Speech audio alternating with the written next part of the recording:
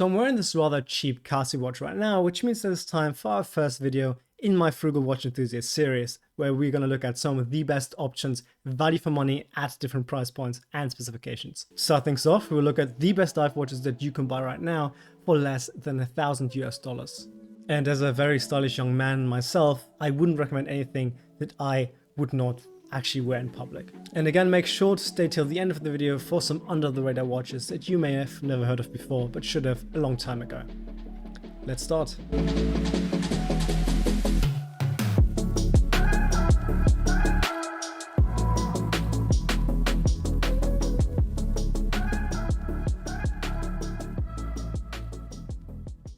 As we're looking at the best dive watches below $1,000 US, we will naturally focus on the range between $500 and $1,000 US. If that is still outside your budget, don't sweat it. I have a video coming up for watches below $500 US and watches below $300 US respectively. So make sure to subscribe to my channel since you don't want to miss any of these videos. One more customer service announcement before we start.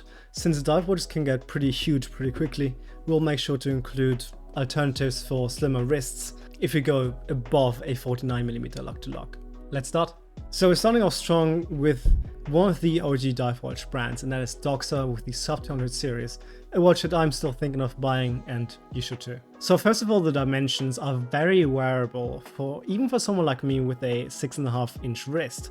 We have a case diameter of 42mm, lock-to-lock distance of 46mm, and a case thickness of 13.8mm, which is still wearable, especially for a dive watch. Water resistance 200 meters, so that should be enough for, let's be honest, diving to the depth of our local pool or of our home pool, whatever, right? Who of us is actually gonna use these for diving? But with the Doxa you actually could, and this is a nice thing to know because these watches have been in military use since their inception in the early 1960s. The Navy SEALs even have used Doxa watches during the Vietnam War. So you have a professional diver's watch that comes from a diver's brand that only makes dive watches. Does it get any more divey than that? I don't think so. The Doxa Sub 200 series comes in a multitude of color variants, so you can go with the distinctive orange signature dial, which according to Doxa is the most legible dial underwater actually, and probably the one I would go for. But there's also the Shark Hunter variation, which I love. You can go with a yellow or blue dial. It's a lot to choose from, and I think all options are extremely beautiful.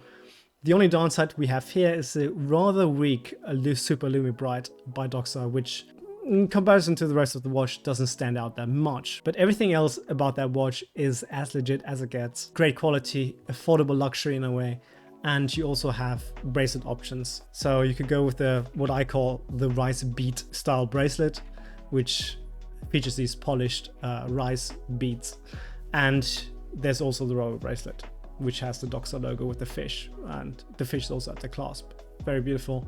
Can't go wrong with that. I'm still thinking of buying it. It's a very durable watch and has quite substantial heritage. Yeah, still thinking of buying it? You should too. I know I'm cheating here a little bit since it's 990 Swiss francs, which I think should be above $1,000 US, but hey, can spare the extra 20 bucks. So when it comes to affordable dive watches, one of the first brands we think of is Seiko.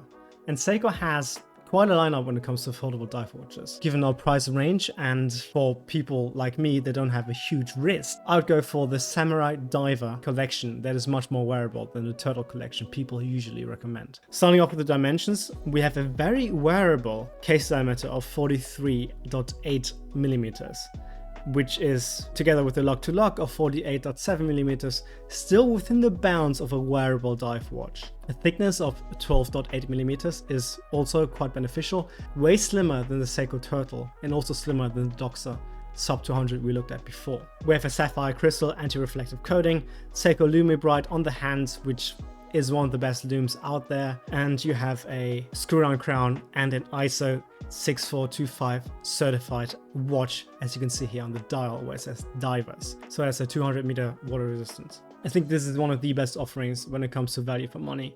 We're talking about $625 US here for the one that I'd actually go for, and that is the Save the Ocean Special Edition with the stingrays on the dial. I think it's very lovely. If you don't like it, there's a million different offerings. Go on the Seiko website right now and have a look. Go Seiko, in-house movement. Yes, I know Seiko, but it's an in-house movement. So even to your watch snob friends, you can say, hey, I've got an in-house movement in this. Beautiful watch. Go for it. When talking about this price category, I think you can't go without mentioning Christopher Ward and their C60 series. There's so many variants to choose from, but I'd go with the C60 atoll variant. So we have 300 meters of water resistance in a 40mm case, which I think is absolutely wearable for pretty much anyone, especially considering the tiny lock-to-lock here. In addition to that, we have a very slim thickness of 11mm, which is wonderful. It's gonna fit anyone's wrist. And I think they've done an amazing job with the colors. It really does resemble a Pacific atoll, which is what they were going for with this design. I know we might be cheating a little bit here with the 1,010 Swiss francs price tag, so that's, I think, a little bit more in US dollars. However, if you still have more money to spend, why not go with the GMT variant of the C60 Trident? 42mm in case size, amazing dial, and also a bezel that's going to stand out, unique design. Some people say resemblance the Rolex Explorer 2 a little bit. I get the point, but I still think it's a unique design given the details you have on the dial and the second hand here. Christopher Ward has been knocking it out of the park. If I think back to my 60 watch brand tier list video, I really regret a few points, especially the rating of Christopher Ward. I should have put it in top tier. Like, there's no argument. It's been doing so well recently. Also thinking of buying this watch, you should too. Christopher Ward, you have a brand that just won the Geneva Horology Grand Prix with their Bel Canto as one of the most iconic watches there. Go for it. Absolutely based, wonderful collection, Christopher Ward. And I think the C60 collection allows for so many variants that everyone will find something that suits them personally.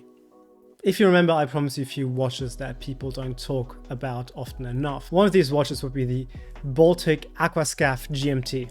Again, a GMT watch that's a legit dive watch at an affordable price point. We have here for less than 1,000 US dollars a wonderful watch with great finishing and a great bracelet. I personally will go with the blue and gray variant. You have a double domed sapphire crystal, a lock-to-lock of 47mm, so very wearable. Case size is only 39mm, and the thickness without the glass would be 11mm, with the glass 30mm. Very wearable. Bidirectional bezel, 42 clicks, screw-down crown of course, absolutely beautiful. And a GMT function again. You can go without a GMT function, but hey, at this price point, if you can afford it, it's within our budget, why not go with the GMT? The water resistance here is quite low for this list, but dude, let's be honest. Do you really care about if you have 100 meters or 200 meters of water resistance? I think both will be okay for scuba diving, so this will be fine. Screw down crown, that's more of an essential here. Yeah, it's absolutely beautiful, this watch. Again, a watch I'm thinking of buying. This list is funny, it's more my shopping list when it comes to dive watches, which is exactly what I want for this video. All watches that I'll recommend myself. If you're looking for a watch that not everybody has, with a classic design that reminds you of 60s and 70s dive watches, look no further than the Baltic Aquascaphe GMT. Another watch that people don't talk about enough, but should when they talk about dive watches at this price point, is the Squale 1512 blue blasted mesh. With a case diameter of 42mm and a lock-to-lock of 49mm, we are within the bounds of wearable for someone with a 6.5-inch wrist size. So I think most men will be able to pull this off. And with Squale, you have a watch brand that is, again, known for dive watches, which I think is quite important in this category. So you don't have to, even though we're just spending 1,000 US dollars, it doesn't mean we have to compromise when it comes to actual diving pedigree. Squale has a rich history of innovation and quality dating back to the 1950s. The brand is known for its durable and reliable timepieces, especially dive watches, which have been used by professional divers and adventurers around the world. I think the dial really stands out. It pops absolutely. One of my friends has this watch. I'm impressed every time I see the dial. It stands out immediately as its own thing, and that's what you like. So you have a unique design. You have a wonderful bracelet. I like the Milanese style bracelet here, but you could also go for a mesh leather bracelet.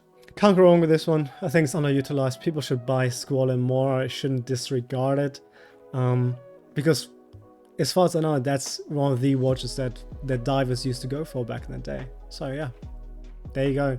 So that's it. First entry in my Frugal Watch Enthusiast series.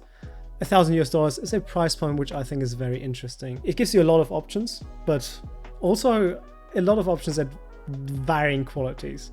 So I think with any entry on this list, you can't make any mistakes. I'm excited for the next video in this series. We'll look at some dress watches, we'll look at some watches below 500 and $300 respectively. So if you like this format and if you're in the market for a watch like that, subscribe to my channel, and yeah, hopefully see you in the next one. This is Horology. I'm out.